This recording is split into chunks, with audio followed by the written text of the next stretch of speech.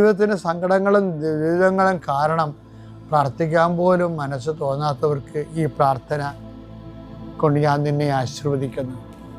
ദൈവതരെ, ഈ ആശീർവാദ സമയം നിൻ്റെ നഷ്ടപ്രതീക്ഷകൾ പൂവണിയുകയും നീ വേണ്ടെന്ന് വെച്ച് അവസാനിപ്പിച്ച എല്ലാ കാര്യങ്ങളുടെ മേൽ കർത്താവ് പുതിയ മുളകൾ നിനക്ക് മുളപ്പിച്ചു തരികയും നീ നിന്നുപോയ കാര്യങ്ങൾ, നീ വേണ്ടെന്ന് വെച്ച് തള്ളിക്കളഞ്ഞ കാര്യങ്ങളുടെ മേൽ ദൈവം നിനക്ക് പുതിയ പ്രത്യാശ നൽകാൻ വേണ്ടി ഞാൻ ആശീർവദിക്കുന്നു. പിതാപുത്രനും പരിശുദ്ധാത്മാശ്വരസ്വരം നീക്കാം. എൻ്റെ പ്രിയപ്പെട്ടവരെ, ദൈവ ആഭിമുഖ്യത്തിലും ആത്മബന്ധത്തിലും